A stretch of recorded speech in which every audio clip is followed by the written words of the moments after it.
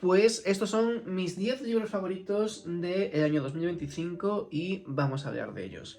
Como siempre, aquí en YouTube este va a ser un vídeo larguito, de relax, en el que me voy a poder explayar y contar todo lo que opino sobre estos libros. Y ha sido difícil, la verdad, hacer esta selección de solo 10 libros, de los 52 que he leído durante 2025. Y creo que sí que va a ser necesario un vídeo en el que haga todo un recorrido lector de 2025 en el que hable de todas las lecturas, pero un poco más breve, porque si no esto se va a hacer demasiado largo. Pero bueno, mis 10 libros favoritos de 2025 son estos. Y empezamos en el número 10 por Rebecca Fequan y Catabasis. Yo creo que desde que descubrí a esta autora siempre ha estado en mi top de lecturas del año. Y Catabasis no podía ser menos. Es un libro que tiene tanto pozo y tanto contenido, de que se puede sacar tanto y que encima leerlo es toda una experiencia, porque no es una lectura fácil. Es una lectura bastante complicada y avanzada, y además tiene un montón de información que necesitas para comprender la obra y que la autora te la da en el libro, ya que en este mundo creado por Rebecca Fequan los magos hacen magia a través de una mezcla de aritmética, física, incluso física cuántica, filosofía, etcétera, y son conceptos bastante complicados y que sí que es cierto que se te explica todo lo que necesitas para entender la obra, se te explica la obra, pero es una obra larga, es una obra que no avanza a un ritmo normal, porque justamente lo que me gusta de esta autora es que ni sus personajes son arquetípicos, ni sus historias siguen una línea ya predefinida, y a mí eso que me encanta de esta autora, que es original, que tiene un estilo propio muy marcado y que todos sus libros tienen un mensaje. Aparte del mensaje claro que todo el mundo entiende, tiene muchísimas capas que te van a hacer entender muchas cosas más allá que lo externo de la obra. El siguiente libro es de Mónica King y se titula Los ojos son la mejor parte. La protagonista es una adolescente coreana, nacida en Estados Unidos, y son muy importantes estos dos puntos de vista porque nos hacen entender muchas veces cómo nos manejamos con los microrracismos. Y básicamente la protagonista es una adolescente coreana que tiene que vivir la separación de sus padres, como su madre conoce a otra persona, que es un hombre americano caucásico, y como ella ve que ese hombre las fetichiza tanto a ella como a su hermana pequeña como a su madre, y que básicamente no es que esté enamorado de su madre, sino que siente un fetiche y una atracción muy grande por todas las mujeres asiáticas. Además de esta situación tan complicada, empieza a sentir deseos y una especie de obsesión hacia los ojos azules, que es el color de ojos que tiene el novio de su madre, y según ella no es capaz de comerle los ojos al pescado, que es, de ahí viene el título, su madre dice que los ojos son la mejor parte del pescado y que a ella le encantan, pues quizás empiece a tener o a sentir atracción hacia la idea de comerse los ojos de los hombres que tienen los ojos azules. De este libro lo único que me falló un poquito es el final. Personalmente creo que a mucha gente le ha gustado el final. A mí me ha fallado un poquito. No sé exactamente cómo debería terminar este libro porque me parece súper complicado, pero sí que es cierto que no me convenció del todo, o se me desinfló un poco la historia con el final. Lo mejor es que vosotras lo leáis y opinéis. En el número 7 está A Muller Seada, de Annie Ernaux. Esto es un libro en gallego, obviamente. La traducción creo que es La Mujer Congelada o La Mujer Helada. No sé cómo se tradujo al castellano. Y como todos los libros de Annie Ernaux, también me encantó. Ella es una autora francesa que basa sus libros en vivencias personales. En este caso, la experiencia de ser una mujer que pierde toda su autonomía en el momento de casarse y tener hijos. Y básicamente en el libro se nos explica de forma clara cuál es la experiencia de esas mujeres que tienen que renunciar a todo para estar casadas y entregar completamente su vida y todas sus energías a la crianza de los niños. De verdad que este debería ser un libro obligatorio de lectura en institutos y así. El siguiente libro es una auténtica delicia, y es que cada libro que leo de Isabel Allende me fascina. En este caso este año de Violeta, porque tenían esta edición especial tan bonita con los cantos pintados y tal, y no conocía esta historia y me fascinó. Me encanta cómo escribe Isabel Allende, es una de mis autoras favoritas y quiero seguir conociendo obras suyas. Porque ya con La Casa de los Espíritus me encantó y es uno de mis libros favoritos de siempre. Y este tipo de historias así corales, con un montón de personajes. En este caso seguimos la vida de Violeta desde que nace hasta que ella fallece y todo lo que pasa por el medio.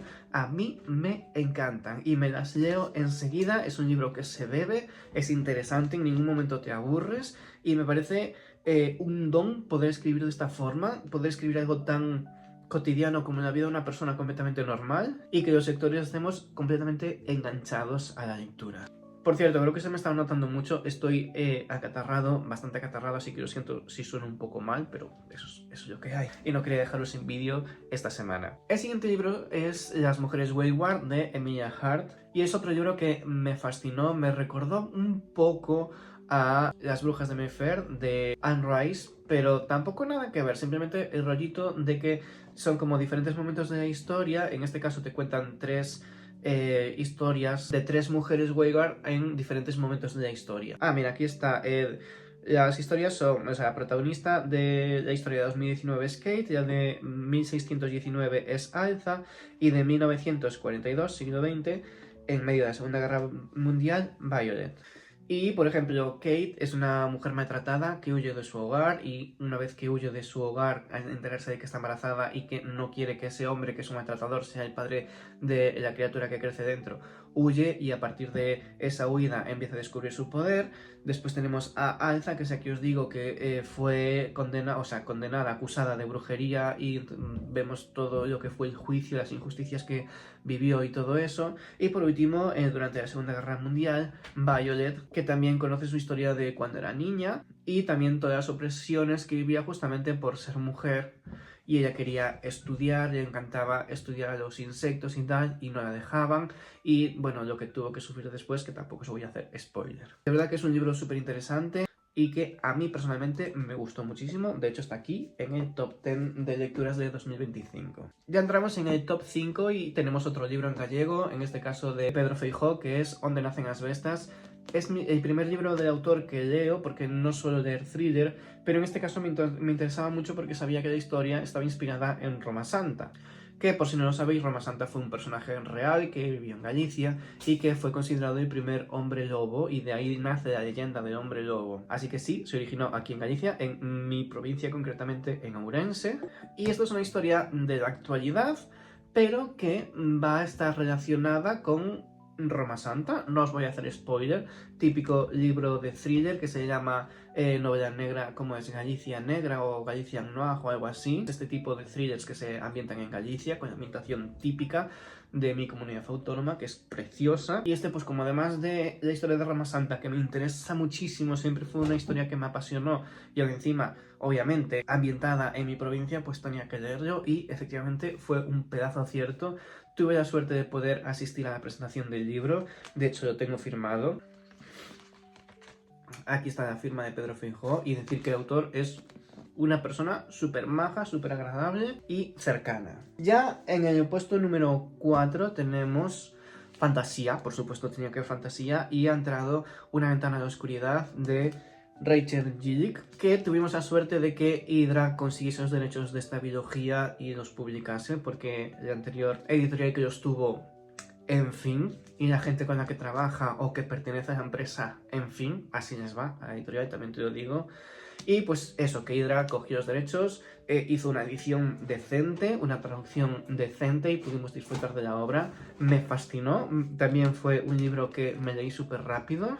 Y está súper guay porque es una ambientación típica fantasía, digamos, tirando hacia medieval, pero ambientación gótica también, muy como todo muy misterioso, muy lúgubre, muy rodeados de una niebla. Y un sistema de magia muy interesante, basado en cartas, como una especie de baraja de tarot, pero no es tarot, ni se utiliza como tal, pero cada carta tiene un poder y hay cierto número de cartas, y hay la carta que solo se supone que hay una copia, pues esa está desaparecida y nadie sabe dónde está. Y la protagonista guarda un secreto muy importante, y es que una vez tocó una carta, y no es que adquiriese sus poderes, sino que algo que vivía dentro de la carta se metió en ella, y ahora ya no sabe si es una humana, si es un monstruo, qué es lo que pasa. Después otra fantasía, pero que justamente el fuerte de esta trilogía no es la fantasía, es Legado de Jade, de Fondali. Este es el libro final de la trilogía, pero hay dos como spin-off o relatos que tengo también pendientes de leer. Pero digamos que lo oficial de la trilogía es esto. Y está súper guay porque básicamente de mafias, o sea, es una historia de mafias, aunque no se utiliza nunca la palabra mafias, sino de clanes o familias, con una ambientación inspirada en la cultura asiática y en los momentos históricos que ha vivido Asia también. Podría ser simplemente una historia de acción, pero le meten el toque de fantasía por el jade, que el jade es un mineral que se extrae justamente de este territorio, que a quien lo porta le otorga habilidades, haciendo que puedan luchar como en las típicas películas de Kung Fu, luchando en el aire, dando un montón de golpes y siendo una pasada, sinceramente. Pero yo siempre advierto, es una de mis trilogías favoritas, pero es muy política en el sentido de que no trata tanto la acción de las luchas, que sí que las tiene, sino los entresijos políticos de las diferentes bandas para conseguir el poder y territorio. Pero al final los protagonistas son los tres hijos herederos de uno de los clanes más poderosos, y desde el primer libro hasta el último te vas encariñando con ellos y quieres saber qué es lo que pasa, aunque son completamente de moralidad gris, ninguno es que sea bueno o malo, sino simplemente pues son como actúan para el beneficio de su familia y cómo los han criado y en la cultura en la que han crecido. Es una pasada de trilogía. Yo tengo esta edición, que es la edición original de Insólita, que es una editorial más pequeña, y ahora Hydra se ha hecho con los derechos de esta trilogía, los ha publicado también en tapadura, con cantos pintados y tal, pero yo estoy muy contento con estas ediciones. Lo que sí, que no sé si Hydra esto lo ha corregido, la letra es minúscula, entonces yo, aunque las quería tener en físico, me he descargado las versiones en Kindle para poder leerlas mejor. Y este era el top 3, ahora vamos con el top 2, que es Mulleres que viven xuntas, de nuevo un libro en gallego y escrito originalmente en gallego. En este caso la autora es Abril Camino. Y es uno de los últimos libros que leí en el año, creo que lo leí por noviembre o así.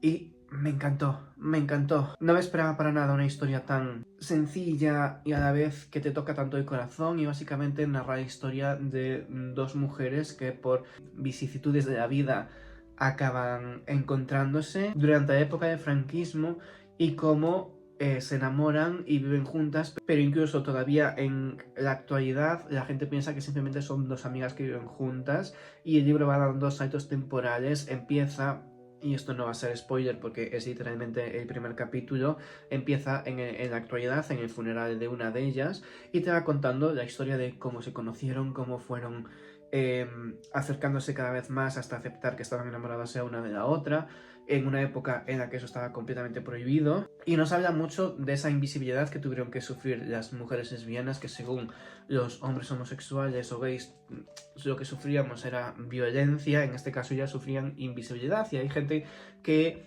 equivocadamente se piensa que es como mejor o un privilegio, y para nada, porque lo que no se nombra no existe, siempre se las menciona como amigas, y al final tú lo que quieres también es compartir tus momentos de felicidad y quieres decir quién es la otra persona que te hace feliz y por la que sientes amor.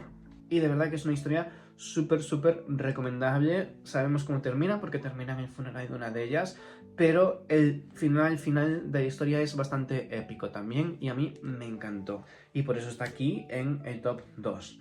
Porque en el top 1 tenemos Circe o por hacer de azul, también un libro escrito en gallego originalmente, además por Begoña Camaño, que es la autora a la que se va a dedicar el Día de las Letras Gallegas en 2026.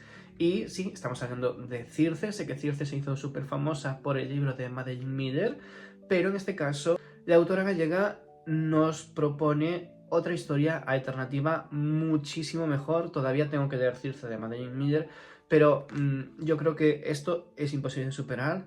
Básicamente las protagonistas son por un lado Penélope y por otro Circe, y el libro habla de que un día Penélope, mientras seguía esperando a que su marido regresara de Troya, su marido por cierto que es Ulises, pues recibe una carta en un pajarito, y esa carta está firmada por Circe, y es Circe explicando que su marido realmente está en la isla de Ea y que Circe no quiere que se enfade Penélope con ella, pero le explica que está completamente enamorada de Ulises, que Ulises está enamorado de ella y que se siente mal porque sabe que Ulises se tiene que ir y pues gobernar su reino y completar sus funciones como rey y como marido.